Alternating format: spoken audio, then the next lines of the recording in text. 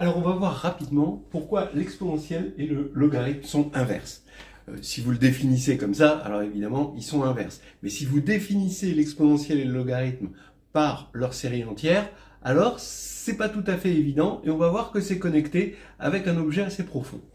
Regardez, vous voulez montrer que l'exponentielle de log de x c'est x, bon, ça revient finalement avec un changement de variable, sachant que l'exponentielle de moins x, c'est l'inverse de l'exponentielle de x, ce qui se voit facilement avec les séries entières, que exponentielle de moins log de 1 moins x, bah, c'est du coup 1 sur exponentielle de log de 1 moins x, donc c'est 1 sur 1 moins x. Donc dire ça, c'est équivalent à dire ça, modulo exponentielle de moins x fois exponentielle de x égale 1. Bon, ok.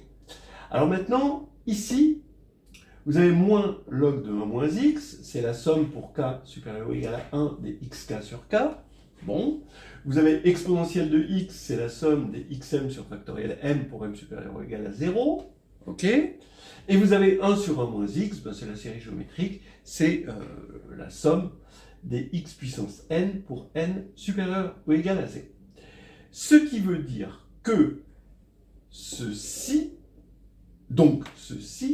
reviendrait à dire que le terme en xn, d'accord, donc en xn ici, ok, de somme de m supérieur ou égal à 0 de somme de k supérieur ou égal à 1 de x puissance k sur k, le tout puissance m, d'accord, donc j'ai substitué ici ce terme là-dedans, voilà, est égal, le terme en xn, c'est 1.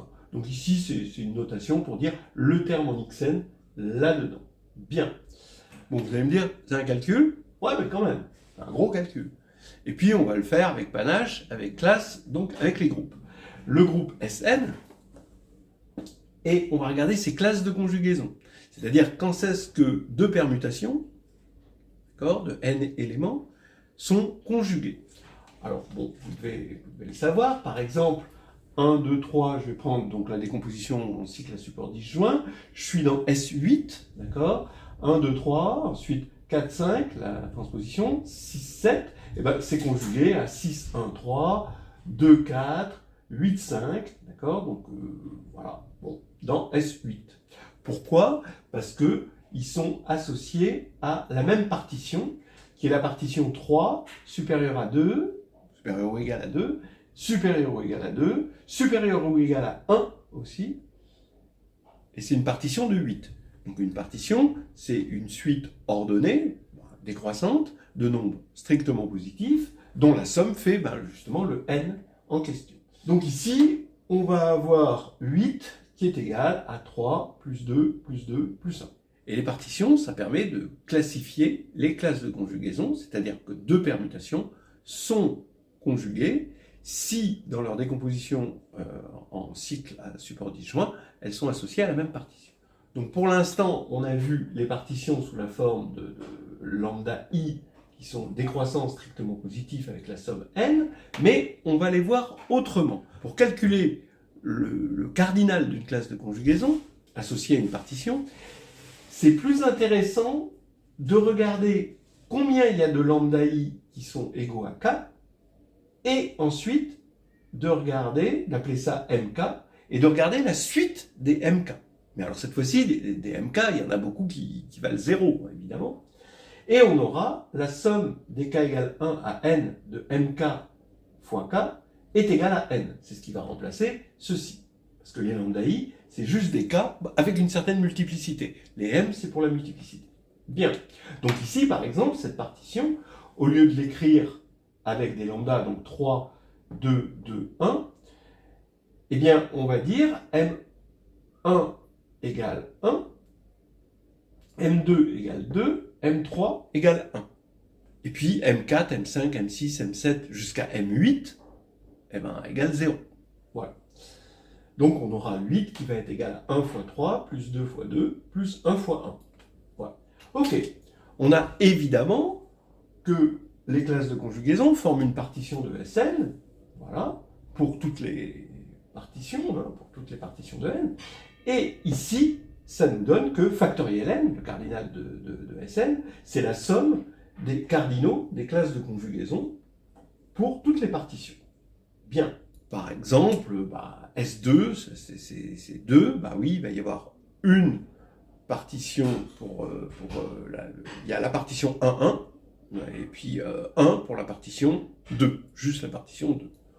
S3, là, ça va être 1 pour la partition triviale, 3 pour la partition des transpositions, donc 2, 1, 2, 3, et la partition 3 de 3, ça va nous donner deux éléments, donc 1 plus 3 plus 2, ça va faire factoriel 3. Bien. Eh bien, comment on va faire pour calculer le cardinal d'une classe de conjugaison associée à une partition lambda? Eh bien, voilà, par exemple, faisons-le sur un exemple avec cette partition-là de 8. Vous allez déjà commencer par armaturer votre permutation dans sa décomposition en cycles. Donc il va y avoir 3 cycles, forcément, 2 cycles, et 1 cycle. Généralement, qu'on ne voit pas quand on écrit la décomposition. Mais en fait, il existe, bien sûr. Maintenant, ici, on va mettre 3 éléments. Ici, on va en mettre 2, là 2, là 1. Eh bien, en fait, vous allez d'abord placer vos 8 nombres. Il y a évidemment factoriel 8 façons de les placer. Mais vous voyez que ici, si je mets 1, 2, 3, d'accord, ou si je mets 2, 3, 1, ou si je mets 3, 1, 2, et là, ça va être le même 3 cycles. Donc il va y avoir, vous voyez bien, plusieurs façons de permuter les 8 nombres, et pourtant d'obtenir la même permutation. Parce que là, c'est la permutation par rapport à sa décomposition en cycle. Alors, ça veut dire qu'ici, je vais devoir diviser factoriel 8 par, à chaque fois que je mets ici un nombre, ici j'aurais pu avoir 3 écritures pour obtenir le même 3 cycles. Donc je divise par 3. Ici pareil, mais il va falloir que je divise par 2. Parce que si je mets 4, 5 ou si je mets 5, 4, c'est la même chose. Et pareil ici par 2. Et 8 par 1. D'accord. Bon. Maintenant, ce n'est pas tout. Il y a encore une deuxième condition, c'est que ici et ici, je peux les échanger. Je peux faire une permutation de ce 2 cycles avec cet autre 2 cycles, et j'obtiendrai globalement la même permutation. Donc il faut que je divise par factoriel 2. Donc dès que j'ai une multiplicité dans mes nombres k, donc dès que j'ai un mk, il va falloir que je permute les mk k cycles que j'ai obtenus. Donc regardez, globalement, avec ça on arrive à comprendre, on permute, plaf, factoriel n. À chaque fois que j'ai un k cycle, eh bien j'ai k possibilités de l'écrire, donc il faut que je divise par k. Donc comme j'ai mk cycle, je vais diviser par k puissance mk pour tout k. Voilà.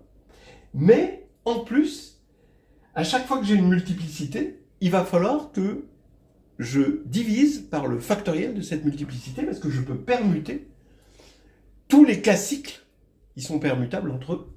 D'accord ? Voilà. En revanche, un k cycle ne va pas être permutable avec un L cycle si L est différent de k, parce qu'on les a ordonnés du plus grand jusqu'au plus petit. Donc ça, non. Ok, donc voilà, c'est terminé. On a cette formule. Bien, donc voilà le cardinal, ici. Et quand je vais faire la somme de ces choses-là, j'ai exactement factoriel n. Voilà, la somme de ça, c'est factoriel n. Pour tous les mk, tels que somme de mk fois k est égale à n. Je fais cette somme-là. Donc maintenant, regardez, c'est fini. On va regarder le terme en xn, mais pas en xn sur factoriel n, ici. Alors en xn sur factoriel n, ici, vous mettez factoriel n, c'est factoriel n. D'accord ? Alors maintenant, comment je vais obtenir le terme en xn sur factoriel n là-dedans? Eh bien, je vais ici regarder à chaque fois, là je vais développer cette somme, c'est un multinôme, d'accord? De toute façon, comme ça va jusqu'à m, là on peut aller de k égale 1 jusqu'à n, puisqu'on n'ira pas plus loin que n, donc cette somme, on peut l'imaginer comme finie. Et je vais développer un multinôme. Okay. Quand je vais développer ici, je vais avoir une somme de mk que je vais affecter à k. D'accord? Et donc, pour avoir le terme en xn, il faudra que la somme des mk fois k soit égale à n. Ensuite, bon, j'ai toujours mon factoriel n ici, puisque j'ai multiplié par factoriel n pour avoir le terme en xn sur factoriel n. Au dénominateur, je vais avoir un factoriel m. Qu'est-ce que c'est le m? Ben, le m, c'est tout simplement la somme des mk. D'accord? Les mk, c'est ceux qui vont être distribués sur chaque xk sur k. Je vais avoir des coefficients multinomiaux quand je vais développer mon multinôme, c'est normal. Donc je vais avoir factoriel m, hein, où m c'est la somme des mk, sur le produit de k égale 1 à n des factoriels mk, donc ça c'est mon coefficient multinomial qui vient de là, et mon x puissance, la somme des kmk, évidemment comme ça fait n, c'est bien ça qui va me donner le terme en xn, et je vais avoir ici au dénominateur les produits de k puissance mk, qui proviendront du développement du multinôme. Voilà. Donc j'ai cette somme-là, ici, qui est égale à factoriel m. Je simplifie évidemment par factoriel m. Et du coup, m disparaît ici, je peux l'effacer. Ce qui me fait ici cette égalité. Et on voit bien que c'est exactement cette égalité-là. D'accord? Ceci, c'est la somme de ça, est égale à ça. Donc voilà, c'est terminé, c'est ce que je voulais dire, c'est la petite histoire du jour.